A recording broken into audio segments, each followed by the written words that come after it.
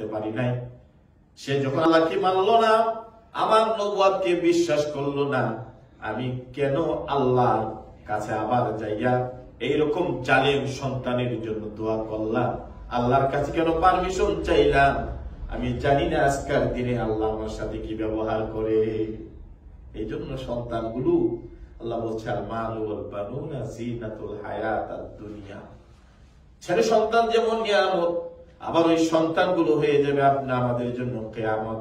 এই সন্তানগুলোর বদ আমলের কারণে, তাদের পাপের কারণে মা বাবা গুলো হাসরের দিন আল্লাহর কাছে লাঞ্ছিত হয়ে যাবে। সন্তানগুলো নিয়ে আপনার ছেলে ডাক্তার, আপনার ছেলে ইঞ্জিনিয়ার, আপনার ছেলে বড় কিছু, এটা গর্ব করার কিছু নাই। তবে সন্তান যদি নেককার হয়, সন্তান যদি 5 ওয়াক্ত নামাজি হয়, সন্তান যদি আল্লাহওয়ালা হয়, তখন ওই বাবার জন্য সন্তান নিয়ে গর্ব করতে পারে। আল্লাহ, আমার সন্তানটা নামাজি, আমার সন্তানটা কোরআন পড়নেওয়ালা, আমার সন্তানটা দিন বুঝে, আল্লাহ তুমি আমার সন্তানগুলোকে দিনের পথে রাখো। ওই বাবা গর্ব করতে পারবেন, ওই বাবার জন্য বুকটা প্রকাশ হয়ে যাবে। হ্যাঁ, আমি বলি না আপনার সন্তানকে ডাক্তার বানাইতে পারবেন না, ইঞ্জিনিয়ার বানাতে পারবেন, এমপি বানান, সবকিছু আছে। সবকিছুর সাথে যেন আমার আল্লাহ থাকে, সবকিছুর সাথে যেন আমার আল্লাহ রাসূল থাকে, সবকিছুর সাথে যেন আল্লাহর দ্বীন থাকে। ওই জিনিসের সাথে যদি দ্বীন থাকে, তখন ওই সন্তান আল্লাহর কাছে বড় প্রিয় বান্দা হয়ে যায়। এই জন্য সন্তান নিয়ে গর্ব করার কিছু নাই, যদি সন্তান যদি নেককার না হয়। এই জন্য নবী বলবে আমি আল্লাহর কাছে দোয়া করতে পারবো। শেষ পর্যন্ত মানুষ চলে যাবে ইব্রাহিম আলাইহিস সালামের কাছে, যার ঘটনায় আমরা, যাকে নিয়ে আলোচনা মূল বিষয়। আল্লাহ নবী ইব্রাহিম আলাইহিস সালাম আল্লাহ কত ঘটনা ওনার জীবনে ঘটাইলেন, আর ওই নবীর কারণে আল্লাহ রাব্বুল আলামিন কোরআনুল কারীমের মধ্যে অনেক কিছু ইতিহাস টানলেন। ওনার স্ত্রীর ঘটনাগুলো নিয়ে আসলেন, ওনার ছেলে ইসমাইলের জন্মের ঘটনা আল্লাহ নিয়ে আসলেন, হজের ঘটনা নিয়ে আসলেন, পাথর মারার ঘটনা নিয়ে আসলেন। সবকিছু ঘটনা ওই ইব্রাহিম নবীর সাথে আল্লাহ সম্পৃক্ত করে দিলেন। এই জন্য আমাদের মূল বিষয়টা হলো ইব্রাহিম আলাইহিস সালাম। বলছিলাম আমরা এই পৃথিবীতে গত জুমার মধ্যে 2টা প্রথম অপরাধ, কোরবানির ইতিহাস টান দিতে গিয়ে আমরা পাইছিলাম যে আসমানের মধ্যে যে অপরাধটা হয়েছিল, মানুষের হিংসার কারণে সর্বপ্রথম অপরাধ শুরু করেছিলেন। জমিনের মধ্যে যে অপরাধ শুরু হয়েছিল, সেটাও হিংসার কারণে। এই কোরবানির ইতিহাস খুঁজতে যাই আমরা সেই জিনিসগুলো পেয়েছিলাম, সেখান থেকে আমাদেরকে বের হয়ে আসতে হবে। আল্লাহর নবী হযরত ইব্রাহিম আলাইহিস সালাম এবার কোরবানির ব্যাপারেও আল্লাহ রাব্বুল আলামিন ইব্রাহিম নবীকে বলবেন যে, ও ইব্রাহিম, তুমি তোমার সন্তানটাকে আল্লাহর রাস্তায় কুরবানি করো। তো কেমন নবী হলে যে তার সন্তানকে আল্লাহর রাস্তায় আল্লাহর সন্তুষ্টির জন্য বিলীন করে দিতে পারেন? কেমন নবী হলে, আল্লাহর সাথে তার সম্পর্কটা কত গভীর হলে, উনি আল্লাহর কতটা সন্তুষ্ট হলে? আল্লাহ রাব্বুল আলামিন বললেন, ইব্রাহিম,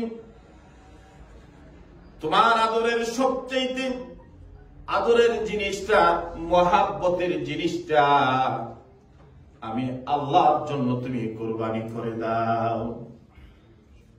সরাসরি বলে না যে ইসমাইলকে কুরবানি করে দাও, আল্লাহ স্বপ্নে দেখাইছেন, তুমি যেটা সবচেয়ে বেশি মহাব্বত করো, ওই জিনিসটা তুমি আমার রাস্তায় কুরবানি করো।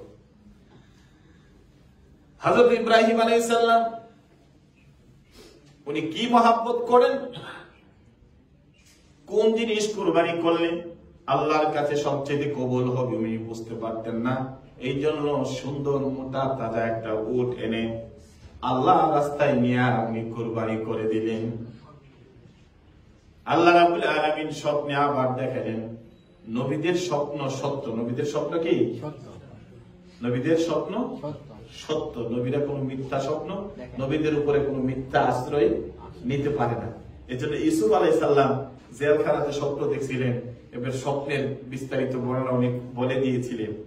এই জন্য মুমিনদের উপরে যখন রাসূলরা যখন ঘুমিয়ে যান, তাদের মধ্যে একটা এলকা হয়, ওইগুলো আল্লাহ সত্য পরিণত করে দেন। আমার রাসূল সাল্লাল্লাহু আলাইহি সাল্লাম স্বপ্ন দেখেছেন আল্লাহর ঘর যাওয়ার জন্য হজ করতে যাইবেন, মক্কা থেকে হিজরত করে মদিনাতে চলে গেলেন। যাওয়ার পরে একদিন আল্লাহ রাসূল সাল্লাল্লাহু আলাইহি সাল্লাম স্বপ্নে দেখতেছেন সাহাবীদেরকে নিয়ে আসেনা কি করতেছেন, এই হজ করতে যাচ্ছেন। উনি মাথা মুড়াইয়ে ফেলছেন এবং আল্লাহর ঘর তাওয়াফ করতেছেন। এই অবস্থায় এবং আল্লাহর ঘরের সামনে আযান হচ্ছে, এক সুন্দর স্বপ্ন উনি দেখলেন। সুবহানাল্লাহ।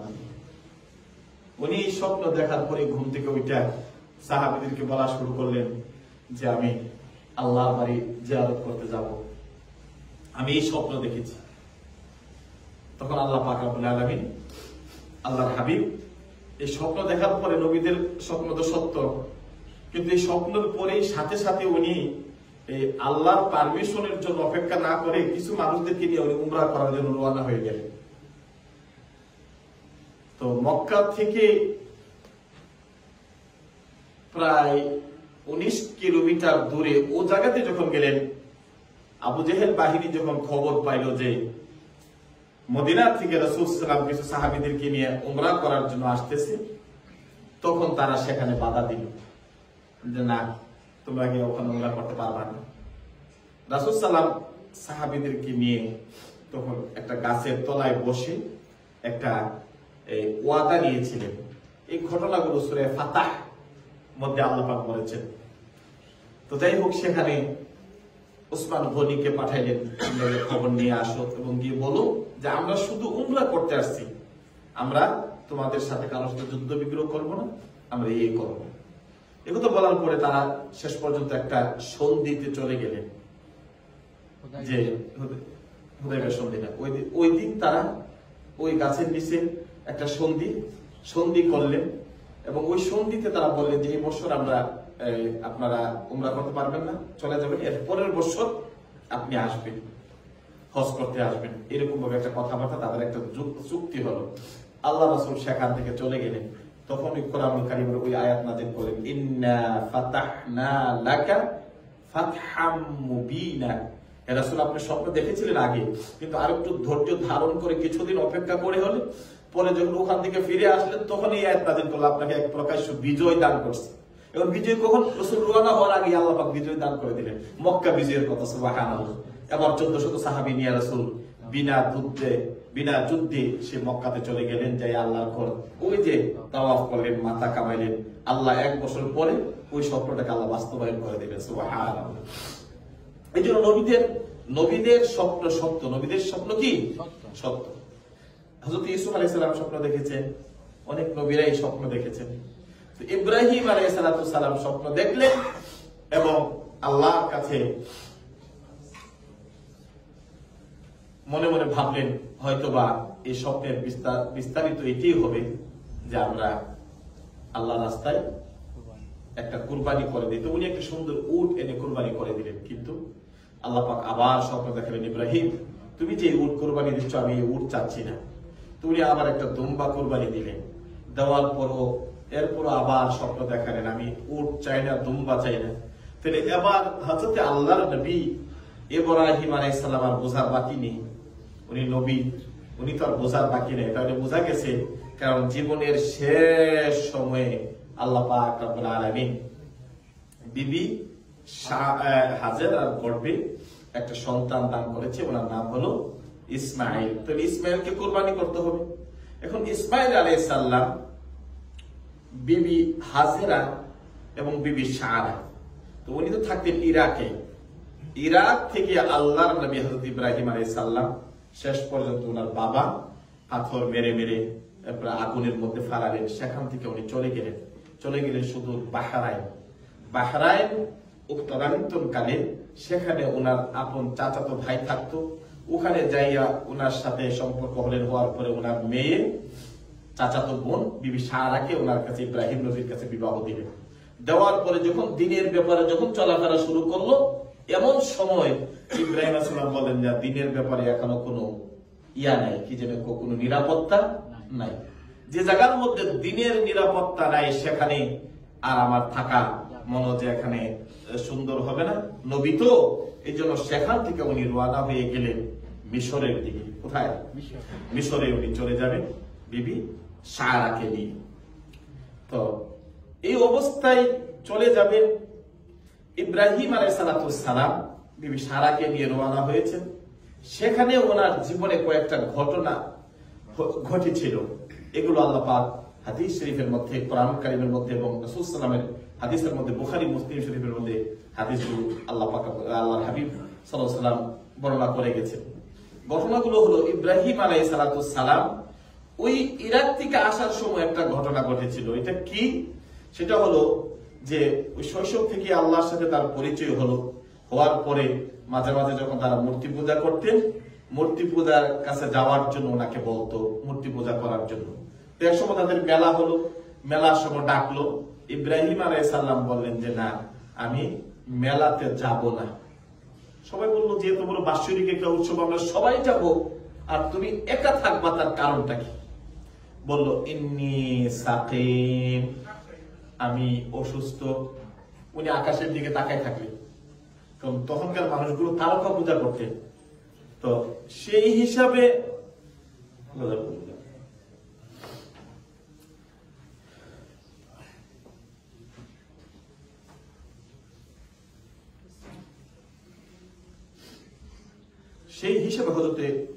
ইব্রাহিম আলাইহিস সালাম সেখান থেকে তারা মূর্তি পূজা ঘরের মধ্যে রেখে তারা চলে গেল মেলাতে।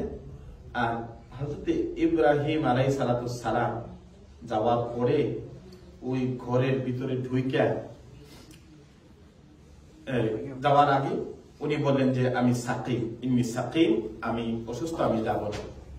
আসলে উনি সুস্থ ছিলেন, তাহলে উনি বলেন যে আমি অসুস্থ, তাহলে কারণটা কি? নবীরা তো কখনো মিথ্যা বলতে পারেন না। সেই হিসাবে উনি বললেন, মুফাসসিরিন কেরামরা বলছে যে ইব্রাহিম আলাইহিস সালাম এই জাতিদের এই মূর্তি পূজা, তাদের এই অবস্থা দেখে একজন নবী কখনো উনি মানসিক সুস্থ থাকতে পারেন। উনি শারীরিক সুস্থ ছিলেন, কিন্তু মানসিক ভাবে উনি কি ছিলেন? অসুস্থ ছিলেন।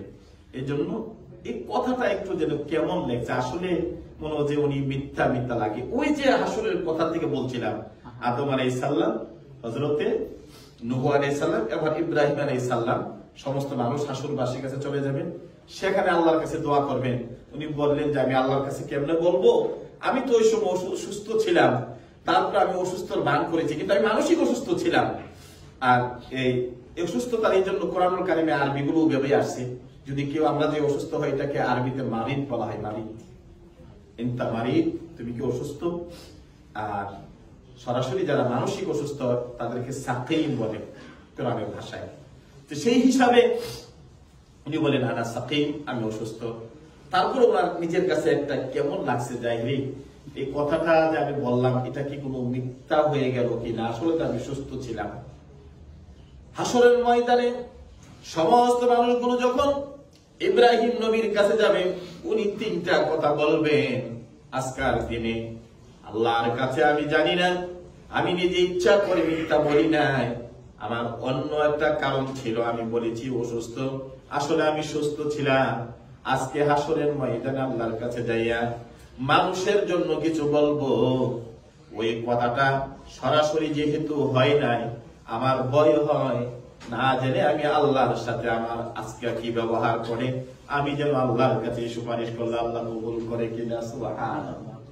সত্যিকারের ঘটনাটাই বললেন, উনি অসুস্থ, তারপরও কলিজার মধ্যে কত বড় ভয়, আজকে হাসরের ময়দানে আমি আল্লাহর কাছে কিভাবে যাইয়া বলবো, আমার মিথ্যামি হয়ে যায়। আর আমরা তো অহরহ মিথ্যা বলি, সকালে মিথ্যা, দুপুরে মিথ্যা, রাত্রে মিথ্যা, মিথ্যার সয়লাভ হয়ে যায়, তারপরও কলিজাতে ভয় আমাদের লাগে না। এই জন্য আল্লাহ নবী বলেন আল কিযবু ইউহলিক, মিথ্যা মানুষকে ধ্বংস করে দেয়। কোন মানুষ যখন মিথ্যা বলতে যায়, মিথ্যা যখন বলে, তখন একটা দুর্গন্ধ তার মুখ থেকে বাহির হয়ে যায়, 40 দিন পর্যন্ত ওই ফেরেশতা তার দুর্গন্ধের কারণে আসতে পারে না। এই জন্য নবী বলেন মিথ্যা বলো না, মিথ্যা তোমাকে ধ্বংস করে দিবে। আল্লাহ নবী ইব্রাহিম আলাইহিস সালাম উনি মিথ্যা বলেন নাই, নবীরা মিথ্যা বলতে পারে না, কিন্তু উনি মানসিক অসুস্থ ছিলেন। তারপরও হাসরের দিন সবগুলো মানুষের আবদারে আল্লাহর কাছে যাইয়া আবদার করবেন, আল্লাহ আজকে হাসরবাসীরে তুমি ক্ষমা করে দাও। কিন্তু ওই দিনের কথাটা আমি তো মিথ্যা বলি নাই, কিন্তু আমি অসুস্থ ছিলাম, কিন্তু আমি মানসিক অসুস্থ ছিলাম আল্লাহ, আমি এই জন্য জানি না আমার আল্লাহ নিয়ে আমার প্রতি রাগ হয়ে আছে। আমি হাসরবাসীর জন্য দোয়া করতে বলবো, আজকে কি আল্লাহ যদি আমার দোয়া কবুল না করে, এই জন্য আমার ভয় হয়। তোমরা আমার কাছে চাইও না, তোমরা চলে যাও আখেরি নবী মুহাম্মাদুর রাসূলুল্লাহ সাল্লাল্লাহু আলাইহি সাল্লামের কাছে। একটা কারণ। 2 নম্বর কারণ হলো ইব্রাহিম নবীর সাথে 3টা ঘটনা ঘটেছে। আরেকবার আল্লাহর নবী ইব্রাহিমকে তারা ঘরের মূর্তি পূজা, যে ঘরের মধ্যে ওই দায়িত্ব দিয়া সবাই চলে গেলেন মেলাতে। যাওয়ার পর ইব্রাহিম আলাইহিস সালাম ওই ঘরের মধ্যে ঢুইকা তখন ওই যে মূর্তি পূজাগুলো আছে তাদের সাথে কথা বলা শুরু করছে। সূরা সাফফাতে একটা পৃষ্ঠায় এই ঘটনাগুলো আছে। শরীরটা বেশি ভালো না, অ্যালার্জি এত বেশি, এই জন্য সবগুলো কোট করে আনতে পারি নাই। আর তো ইব্রাহিম আলাইহিস সালাম সেদিন ওই মূর্তির ঘরে ঢুইকা বলা শুরু করলো, মা তামতিকু, তোমাদের কি হলো, আমার সাথে কথা বলো না? তোমাদের সামনে এত ভালো ভালো খাবার দেখেন না, মূর্তির সামনে কত ধরনের খাবার দে, সরফি কলা দে, মিষ্টি দে, কত কিছু দে, তারা কি খাইতে পারে? খাইতে পারে না। তো দিছে এগুলো দেওয়ার পরেও তারা তো খায় না। উনি রাগ হয়ে গেলেন, এত ভালো ভালো খাবার, আমার সাথে কোনো কথাও বলো না, খাবারও খাও না। যখন খাও তখন ওই একটা কোরাল ছিল, এই কোরাল দিয়ে উনি ছোট ছোট যত মূর্তি আছে সবগুলো ভেঙ্গে ফেললেন। বড় যে হাতওয়ালা 10 আঙ্গুলওয়ালা যে মূর্তি, ওইটার কাঁধের মধ্যে ওই এই কোরালটা রেখে উনি চলে আসলেন। তারা বিকালবেলা মেলা থেকে আসলো, আইসা দেখে ঘরের ভিতরের সমস্ত মূর্তিগুলো ভাঙ্গো, আর বড় যে মূর্তিটা আছে ওই মূর্তির কাঁধের মধ্যে হইল কোরালটা। ইব্রাহিম নবীকে জিজ্ঞাসা করলো যে এই মূর্তিগুলো কে ভেঙেছে? তুমি তো ছিল, আর তো আমাদের এই মহল্লাতে কেউ ছিল না, আর তুমি সবসময় আমাদের এই মূর্তির বিরোধিতা করো, আমাদের কথা বলো। তখন বলল যে আমাকে জিজ্ঞাসা করো কেন, মূর্তি কে ভাঙছে? এখানে যারা আছে তাদেরকে তোমরা খোদা মনে করো, তো তাদেরকে জিজ্ঞাসা করো, করে দেখো কে ভাঙছে। আর সবচেয়ে যে বড় বড় খোদা, তার কাজেই তো কোরআনটা মনে হয়তো সে তো ভাঙছে। তখন বলল যে তুমি জানো না তারা কি কথা বলতে পারে? মাটির খোদা কথা বলা যায় নাকি? ইব্রাহিম সালামের সুযোগ পাইলেন, বলে যে খোদা কথা বলতে পারে না, যে খোদা খাবার খাইতে পারে না, তারে তোমরা খোদা আল্লাহ মানো? এটা কেমন মানুষ তোমরা? তখন সব জাতির লোকেরা কোরআনুল কারীম আল্লাহ বলছেন ফাবুহিতাল্লাযী কাফারা, এই কথা যখন বললেন কিছু সময়ের জন্য তারা স্তব্ধ নিতর হয়ে গেল। আসলে তো ঠিকই, মাটির একটা মূর্তি, এটা খোদা হয় কিভাবে? এটা আমরা খোদা মানি, কিন্তু ওই যে ইগুটা সারা জিন্দগি বাবা করে আসছে, দাদা করে আসছে, নিজেরা করতেছে, এটা থেকে ছুটে আসা যায় না। এখন বললো যে না, ওই মূর্তির কথা জানার পরও ইব্রাহিম আলাইহিস সালামের বিরোধিতা শুরু করেন। সেখান থেকে ওনাকে আগুনের ইয়াতে ফেলেছিলেন। তো সেই দিন যে কথাবার্তা হচ্ছিল, উনি যে সরাসরি বললেন না যে আমি মূর্তিগুলো ভাঙি নাই, আসলে সত্যি বলছে উনি আমি ভাঙি নাই অর্থই না, যাদেরকে ক্ষুধা মনে করো তাদেরকে জিজ্ঞাসা করো কে ভেঙেছে, তারাই তো উত্তর দেবে। আর যেহেতু এই মহল্লার মধ্যে কেউ ছিল না, আমাকেই রেখে গেছো, তাহলে তোমরা ধরে নিতে হলো এই কাজটা তো আমি করেছি। কিন্তু উনি প্রকাশ্যভাবে না বলে উনি অন্যভাবে উত্তরটা দিয়েছেন। এই জন্য আল্লাহ নবী ইব্রাহিম আলাইহিস সালাম হাসরের ময়দানে হাসরবাসীদের কথা চিন্তা করে উনি ভয় পেয়ে ফেললেন। আল্লাহ আজকের এই দিনে আমি তো ওই কাজটাও একটু ঘুরাইয়া বলেছি, যদিও আল্লাহর জন্য করেছি, জানি না হাসরের ময়দানে আল্লাহ রাব্বুল আলামিন আমার সাথে আজকে কোন ব্যবহার করে, আমার দোয়াকে আল্লাহ রাব্বুল আলামিন কবুল করে নিবে। এগুলো ওনার জীবনের কেন নবী, কেন আল্লাহ স্বপ্ন দেখা, ইব্রাহিমকে কেন বন্ধু বানালেন? এমনি বন্ধু হয়ে যায় না, বন্ধু হওয়ার আগে আল্লাহ অনেকগুলো পরীক্ষা করেন, নিরীক্ষা করেন। এগুলো যদি পাস করতে পারে তখন আল্লাহর বন্ধু হইতে পারে। সুবহানাল্লাহ। শেষ পর্যন্ত ইব্রাহিম আলাইহিস সালাম সেখান থেকে ওই বাহরাইনে চলে গেলেন। বাহরাইন থেকে চাচাতো বোন সারাকে নিয়ে আবার মিশরের দিকে রওনা। মিশরে তখন জালেম বাদশা ছিল। ওই জালেম বাদশা তার এলাকাতে যখনই কোন সুন্দরী নারী ঢুকতো তখনই উনি ওই নারীদেরকে ধরে ধরে নিয়ে যেতেন ওনার রাজমহলের মধ্যে। ইব্রাহিম আলাইহিস সালাম বিবি সারাকে নিয়ে গেলেন। আর সারা ছিল ওই যুগের সবচাইতে সুন্দর রমণী রূপসী মহিলা। যখন মিশরে চলে গেলেন, রাজার দরবারে চলে গেল যে এক যুবক তার সুন্দর যুবতী বউ নিয়ে যাচ্ছে।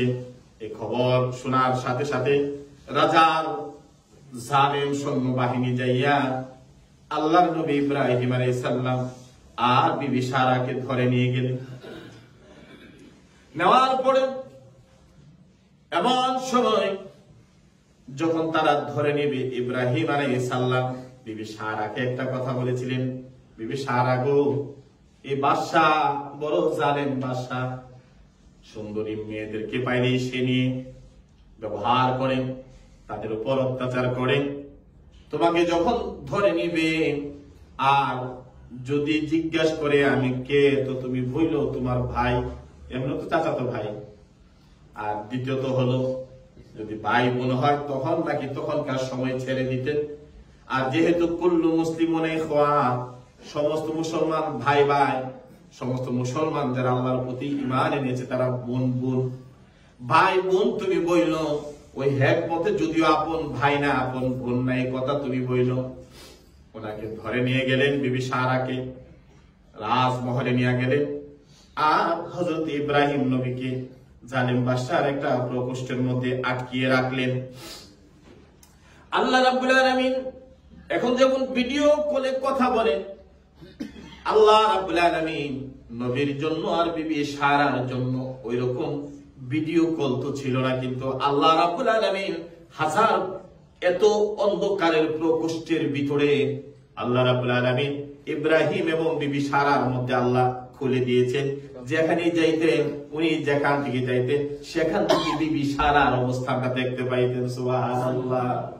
আল্লাহ পাক এমন ভাবে ইব্রাহিম আলাইহিস সালাম এবং বিবি সারার মধ্যে আল্লাহ খুলে দিলেন, যত অন্ধকারই থাকুক কিন্তু ইব্রাহিম আলাইহিস সালাম একেবারে আপনার আকাশের চাঁদের মতো ওনাকে দেখতে পাইতেন। সুবহানাল্লাহ।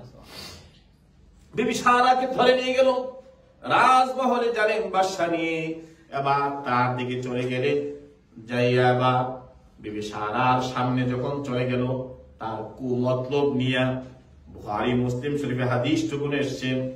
আল্লাহ নবী বলেন, এমন সময় বিবি সারা আকাশের দিকে তাকাইয়া আল্লাহকে ডাক দিলেন, আল্লাহ এই কঠিন মুসিবতের সময়, বিপদের সময় তুমি যদি আমার ইজ্জতকে হেফাজত না করো, এই জালেম বাদশা থেকে আমাকে কেউ হেফাজত করতে পারবে না।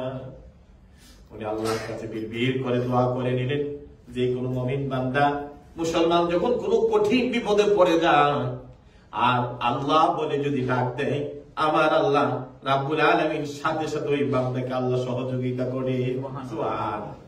আপনারা অনেকেই তায়েফে গিয়েছেন, তায়েফে বিশাল বড় বড় পাথর আছে। আল্লাহ নবীর সময় রাহমাতাল লিল আলামিন নবীর পালক পুত্র যায়েদ ইবনে হারেসা একবার তায়েফে গিয়েছিলেন। তায়েফ থেকে আসার সময় হঠাৎ করে এই তায়েফের পাহাড়ি এলাকার মধ্যে আপনার তায়েফের এই পাহাড়ি এলাকার মাঝখানে ডাকাত দলেরা ওনাকে ধরলো, ধরে নিয়ে একটা গুহার ভিতরে ওনাকে নিয়ে গেল। গিয়া দেখে অনেক মানুষের কেল্লা পড়া, অনেক মানুষের হাতগুলো পড়া, পাগুলো পড়া। উনি দেখে ভয় পেয়ে ফেললেন, বললেন তোমার কাছে কি যা আছে সব দিয়ে দেবো, সব নিয়ে যাও, তারপর আমাকে জানে মাইরো না। বললো এই গুহার মধ্যে যাকে নেওয়া হয় তাকে আর ফেরত দেওয়া হয় না, তোমার সব নেওয়া হবে, আবার তোমার কি ফেরত দেওয়া হবে না। যায়েদ ইবনে হারেসা উনি মনে মনে ভাবলেন, এটা আমার জীবনের শেষ সময়। এমন সময় ওনাদেরকে বললেন, যদি একটু সময় দাও, আমার আল্লাহর কাছে আমি 2 রাকাত নামাজ পড়ে নেব, তারপরে আমারে তোমরা মেরে ফেলো, তোমাদের মনে যা চাই তোমরা করে ফেলো। বললো ঠিক আছে। উনি নামাজে দাঁড়িয়ে গেলেন, যাইয়া সাজদাতে চলে গেলেন আর বলেন, আল্লাহ এই কঠিন বিপদ থেকে আমাকে আর কেউ উদ্ধার করতে পারবে না, ইয়া আল্লাহ বলে একটা সাজদার মধ্যে ডাক দিলেন। ইয়া ওয়াদুদু ইয়া মাজিদু, তিনটা শব্দ সাজদাতে দিয়ে ডাক দিলেন। প্রথম আল্লাহ শব্দটা ডাক দেওয়ার পরে আকাশ থেকে একটা বিকট আওয়াজ আসলো। সমস্ত মানুষগুলো গুহা থেকে বাহির হয়ে গেলেন। এই গহীন, এই জঙ্গলের পাহাড়ি এলাকার মধ্যে আওয়াজ কোথায় থেকে আসতেছে এই কথা বলে তারা ঘোরাঘুরি শুরু করলেন। আরেকটা যখন ডাক দিলেন, ইয়া আল্লাহু ইয়া ওয়াদুদু ইয়া মাজিদ, আরেকটা হ্যাঁ সাহায্যকারী আল্লাহ বলে ডাক দিলেন।